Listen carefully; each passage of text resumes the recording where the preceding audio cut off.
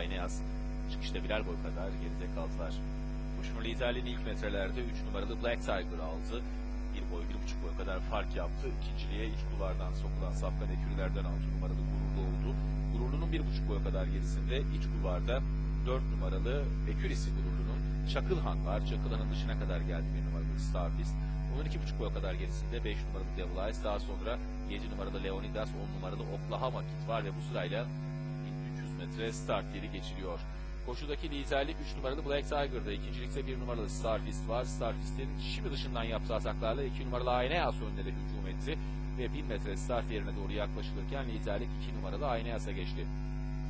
3 numaralı Black Tiger şimdi 2,5 boy kadar geride ikincilikte. Black Tiger'ın yarım boy kadar içinde üçüncülükte 6 numaralı Gururlu var. Gururlu'nun yarım boy kadar dışında Ekürisi 4 numaralı Çakılhan, onun dışında 1 numaralı Starfist.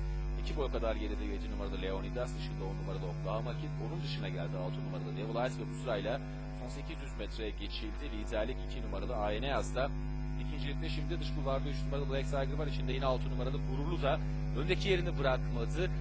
3 numaralı Black Tiger'ın yarım boy kadar dışında 4. 1 numaralı Starfist var. Onun 1,5 boy kadar gerisinde orta kulvarda 4 numaralı Çakılhan, içinde 7 numaralı Leonidas, 3 boy kadar geride 9 numaralı Mususi, 5 numaralı Devil Eyes ve 10 numaralı Oklahoma Kid sırasıyla viraj dönüldü. Düzlüğe de 2 numaralı Aynayas önde çıktı ancak içinden gelen 6 numaralı Çakılhan'ın atakları oldukça etkili. Şimdi liderliği 6 numaralı Gururlu almaya çalışıyor. Bunu başardı. Onun içine de Ekürisi 4 numaralı Çakılhan gelmeye çalışıyor. Koşuda son 200 metreye doğru Aynayas yeniden tazeleyip 6 numaralı Gururlu'yla başa baş oldu. Dıştan da Starfist ve Black Tiger geliyor. Son yüzden sonra iç kulvardan gelen 6 numaralı Gururlu önde, dışarıdan Black Tiger ve Starfist geliyor. En dış kulvarda Starfist önde ve Starfist kazanıyor koşuyu.